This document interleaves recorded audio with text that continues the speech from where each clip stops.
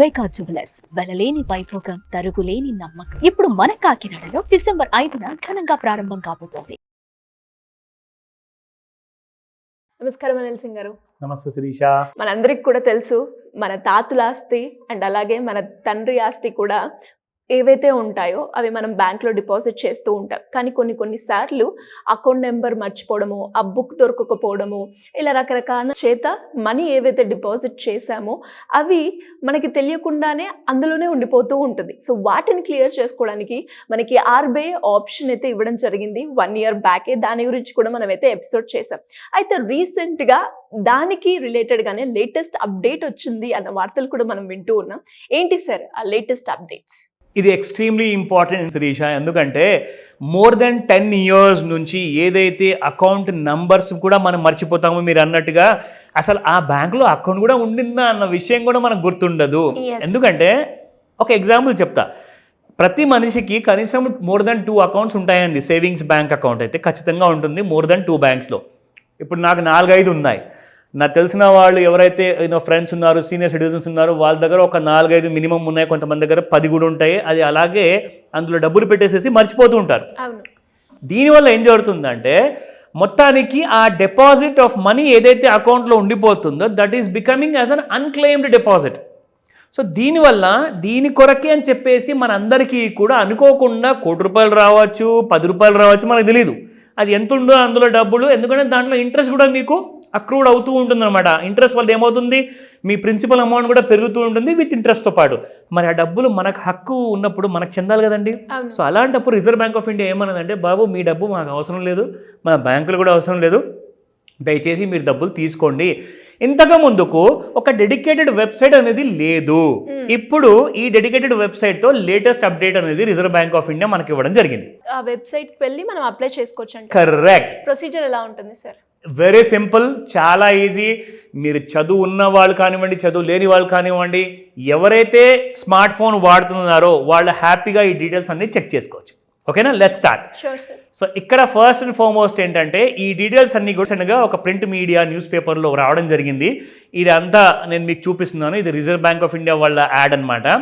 Unlock your money lying unclaimed in your bank for more than 10 years. 10 సంవత్సరాల నుంచి డబ్బు కనుక బ్యాంక్లో ఉంటే తీసుకునే అవకాశం. అబ్సల్యూట్లీ.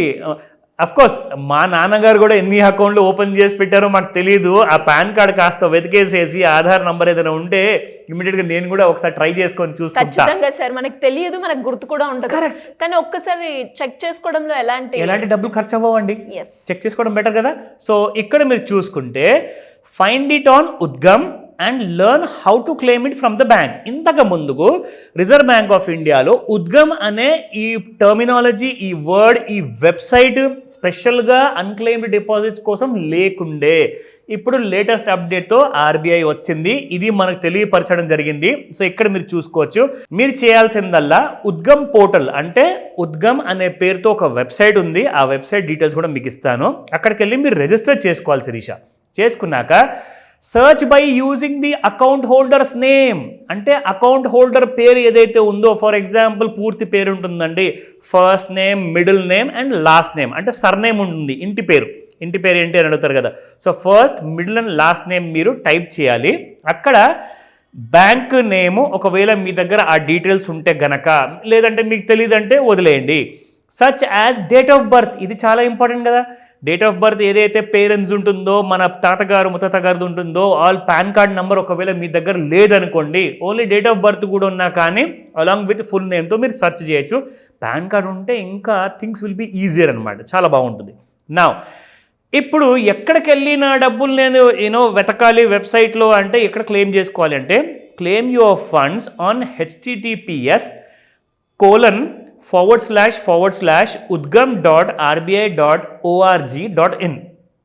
ఇంత పెద్దగా ఉంది కదండి, కష్టం కదా. అంటే ఉద్గమ్ ఆర్బీఐ గూగుల్లో ఈ 2 పదాలని మీరు సెర్చ్ చేయండి, మీకు ఈజీగా ఆ వెబ్సైట్ డీటెయిల్స్ అన్నీ అక్కడికి వచ్చేస్తాయి. సో మీరు వరీ అవ్వాల్సిన అవసరం లేదు. కానీ జాగ్రత్త, ఎందుకంటే ఇలాంటివన్నిటికీ జనాలకు కొంచెం కకృతి పడేసేసి, ఆశపడేసేసి మన ట్రాప్లో ఇరుక్కుంటారు కదని చెప్పేసి హ్యాకర్స్ కొంతమంది ఏం చేస్తారంటే నకిలీ వెబ్సైట్ కూడా క్రియేట్ చేసే అవకాశం ఉంది. సో జాగ్రత్త. ఓకేనా. So Udgam is only a search facility. మీరు ఇక్కడ వెతకచ్చు, డబ్బులు ఎక్కడన్నా ఏదైనా బ్యాంకులో వదిలేసారా మన పూర్వీకులు అని చెప్పేసి. సో దాని తర్వాత ఈ unclaimed deposits have to be claimed from the respective bank. అంటే for example bank of India, SBI, union bank, ఇంకేదైనా బ్యాంక్ ఉండనివ్వండి. ఎన్ని ఉన్నాయి సార్ అరౌండ్ గా? 30 బ్యాంకుల లిస్ట్ ఇచ్చేదండి ఆర్బీఐ మనకి, అది కూడా చూపిస్తా. So before that list of banks is available on the Udgam portal. So ఇక్కడ మీకు కంప్లీట్గా ఇంకొక వెబ్సైట్ కూడా ఉంది. ఇన్ఫ్యాక్ట్ ఒకవేళ మీకు అవసరమైతే ఆ వెబ్సైట్కి వెళ్ళి కూడా మీరు ఒక మెయిల్ కూడా పంపించుకోవచ్చు ఇన్ కేస్ మీకు ఆ వెబ్సైట్లో కనపడకపోతే, ఆర్ సగం కనిపించి సగం కనపడకపోతే కూడా మీకు క్లారిటీ ఉండదు కాబట్టి కూడా మీరు ఇక్కడ మెయిల్ పంపించుకోవచ్చు. Now let us go to the website. So ఇది శిరీష అఫీషియల్ వెబ్సైట్. సో ఈ వెబ్సైట్లో మనం చూసుకుంటే ఇక్కడ పూర్తి పేర్లు, ఇక్కడ డీటెయిల్స్ అన్నీ ఉన్నాయి. మీరు చేయాల్సిందల్లా google.comలోకి వెళ్ళేసేసి UDGAM Udgam RBI space RBI Udgam RBI type చేస్తే మీకు ఈ వెబ్సైట్ డీటెయిల్స్ అన్నీ అక్కడికి వచ్చేస్తాయి. ఇందులో ఏ మొబైల్ నంబర్ అయితే ఇన్ కేసు, అంటే మన పూర్వీకులు ఆ టైంలో ల్యాండ్లైన్ నంబరే అతి కష్టంగా ఉండేది, మీరు మొబైల్ నెంబర్ అంటారేంటి బాబు అంటే 10 years బిఫోర్ ఎవరికన్నా ఉంటే వాళ్ళ మొబైల్ నెంబరే ఇక్కడ ప్రొవైడ్ చేయమని చెప్పేసి ఆర్బీఐ మనకు క్లియర్గా చెప్తుంది.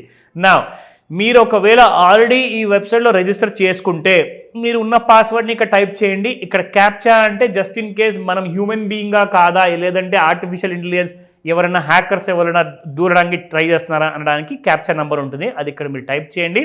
ఇక్కడ మీరు నెక్స్ట్ కొట్టిన తర్వాత మీకు డీటెయిల్స్ అన్నీ కూడా లిస్ట్ కనబడుతుంది. మీరు ఇందాక ఒక ప్రశ్న అడిగారు, లిస్ట్ ఆఫ్ బ్యాంక్స్ ఏవి, ఇదిగోండి ఇక్కడ మీరు క్లిక్ చేయండి. లిస్ట్ ఆఫ్ 30 బ్యాంక్స్ ఉన్నాయండి. మొత్తం మీకు చిన్న పెద్ద అన్ని బ్యాంకులు ఉన్నాయి. అంటే మోర్ దాన్ 10 years ఓల్డ్ బ్యాంకులు ఏవైతే ఉంటాయో అవే ఉండాలి కదా మరి. అంటే ఈ మధ్య మరి కొత్త బ్యాంకులు కూడా వచ్చాయి, మరి ఆ పేర్లు ఇక్కడ మీకు ఉండవు. Only more than 10 year old banks కూడా ఉంటాయి. సో ఇందులోకి వెళ్ళేసేసి డీటెయిల్స్ అన్నీ కూడా దయచేసి మీరు ఎవరిని అడగాల్సిన అవసరం లేదు. ఎవరైతే మీ ఇంట్లో పిల్ల బాబు చదువుకున్న వాళ్ళు ఉంటారో వాళ్ళు కూడా మీకు హెల్ప్ చేస్తారో ఇమ్మీడియట్గా వెళ్ళండి. ఎవరు తెలుసు ₹1 ఉన్నాయేమో. ఖచ్చితంగా. అండ్ నాకు తెలిసి నేను కూడా ఒకసారి చూసుకోవాల్సిన అవసరం వచ్చింది.